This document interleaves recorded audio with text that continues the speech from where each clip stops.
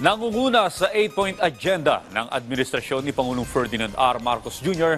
ang food security. Kaya naman pinalakas ng administrasyon ang mga hakbang at programang pang-agrikultura para maabot ang target na walang Pilipinong magugutom. Si Noel Talakay sa detalye.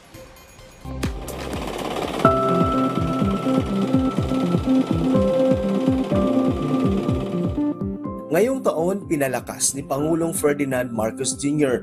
ang produksyon ng mga produktong agrikultura sa kabila ng iba't ibang hamon na kinaharap ng agricultural sector sa bansa. Kaya naman ilang programa at mga hakbang ang ipinatupad nito. Tulad na lamang ng pagpapalawig sa Rice Competitiveness Enhancement Fund o RCEF. House Bill number 10381, it shall be known as Republic Act number 12078, entitled An Act Amending Republic Act number 8178, or the Agricultural Tariffication Act as amended by Republic Act number 11203.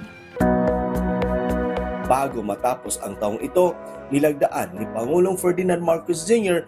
ang inamyendahang batas na Republic Act 12078 o ang Agricultural Tariffication Act na i-extend pa sa 6 na taon ang RCEF, isang pondo para tulungan ang mga magsasaka para mapabuti ang kanilang produksyon at maging mas competitive sa kabila ng mga hamon sa globalisasyon at kalakalan.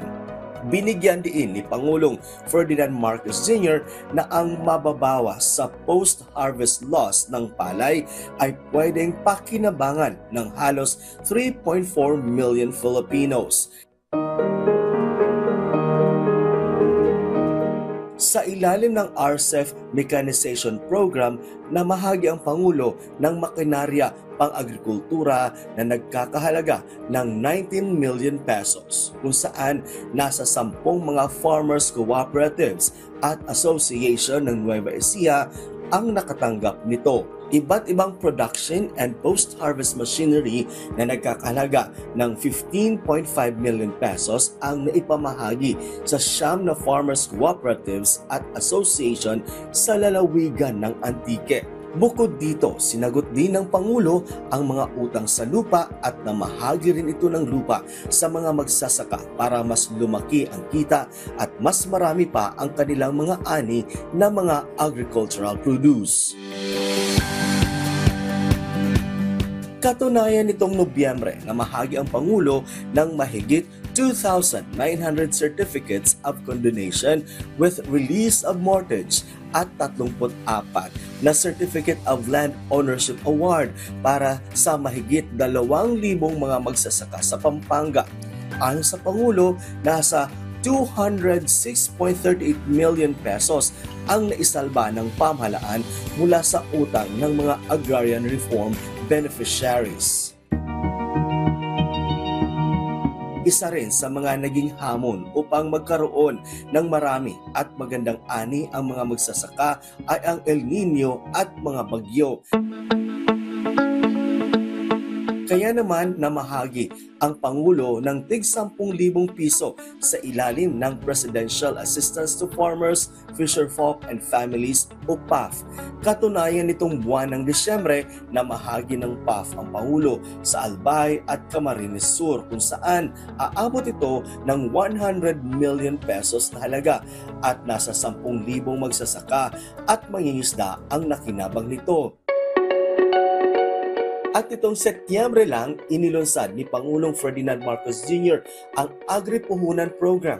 Katuwang ng nasabing programa ang Department of Agriculture o DA. Layo ng programang ito na taasan ang kanilang produktibidad at kita sa pamamagitan ng pagbibigay ng murang pondo, pinansyal na tulong at isang nakahandang merkado para sa kanilang ani.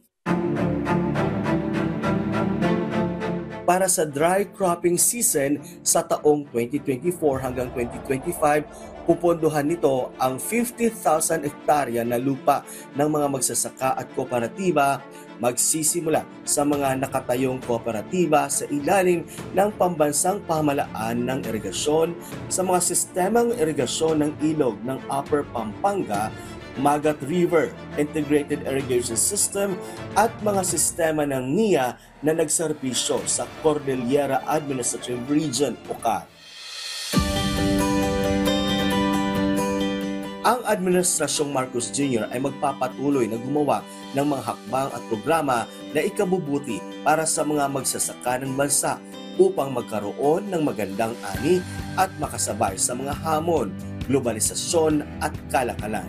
Sa bagong Pilipinas, ang agricultural sector ng bansa ay mahalaga para sa pag-unlad ng ating ekonomiya.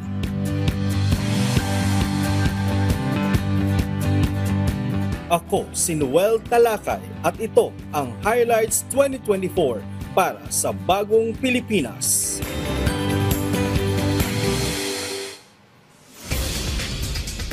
Samantala mga ka-RSP, ulat trapiko naman po tayo. Kung kayo po'y babiyahe sa North Luzon Expressway, silipin natin ang live feed mula sa Facebook page ng NLEX. And as of the moment po, ay light traffic naman ang naranasan sa maraming parte ng NLEX. Pero dito po si area na may kawayan, kita po ninyo yung dami ng mga sasakyan na pa-northbound.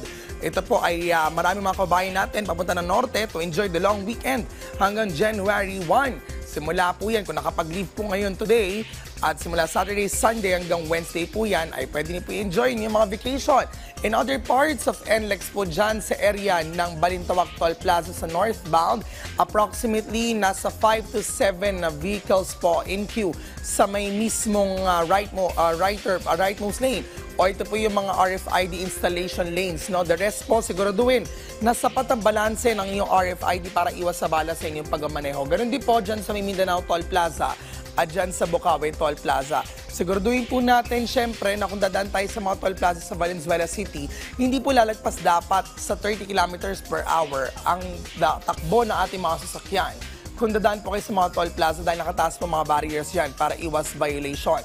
Magbuno na rin po ng oras going to your point of destination dahil unlike kanina 6 a.m., mas marami na po yung mga sasakyan na buwabiyahe ngayong mag-alas 8 ng umaga. Hanggang makarating po kayo dito sa may San Fernando Interchange sa Pampanga na kung saan mula sa 4 na linya, 2 lamang ang maaaring magamit papunta ng Angeles, ng Dao at ng Esitex. Kaya naman, may onting bottleneck pero light to moderate pa naman ang naranasang traffic situation dyan ngayon sa may San Fernando Interchange northbound. Paalala po sa ating mga kababayan na babiyahan ngayong araw patuloy ang pagpapatupad ng number coding scheme sa Metro Manila hanggang alas 10 sa umaga yan. Mamayang alas 5 ng hapon hanggang alas 8 ng gabi para sa huling numero na kanilang plaka ay numbers 9 and 0.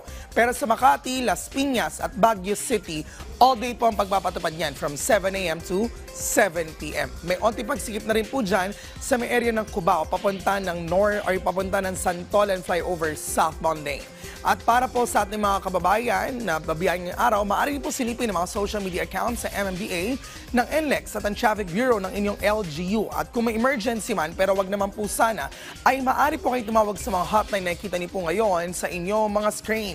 Yan muna ang latest traffic update sa NLEX at Metro Manila. Thanks, Profi. Bago po tayo magtapos, gusto naman po namin batiin ng best wishes ang isa sa aming cameraman na si Kessler Tahan Langit na ikakasal po ngayong araw. Congratulations! And also, happiest birthday to one of our news anchors sa PTV News Tonight, William Fio. William, birthday! Happy birthday, William! Uy, ka-birthday niya yung ate ko. Celebrating also her birthday today. Happy birthday, Ate Vanji Querer Trinidad. Happy birthday, love you, sis. Happy birthday po!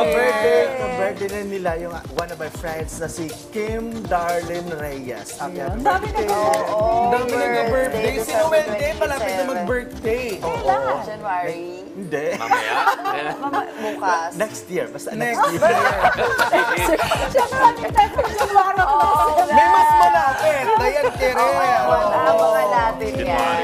Alright. Grady, At hanggang dyan na po muna ang atin naming balita at kwento this Friday morning.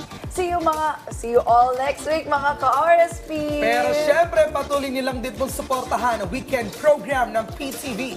Una na nga dyan ay ang Health at Home na mapapanood ninyo every Saturday, 7 to 8 in the morning. At syempre, abangan nyo rin ang It's Fun tuwing linggo, 10 to 10:30 a.m. At syempre, huwag niyo rin pong kalimutan na panoorin ng Arts and Craftsy tuwing Sabado alas 10:30 hanggang alas 11 ng umaga. Pero dyan lamang po kayo mga ka-RSP dahil susunod naman ang PTV Sports at muli. Para sa Pambansang TV sa Bagong Pilipinas, ito ang Rise and Shine, Pilipinas!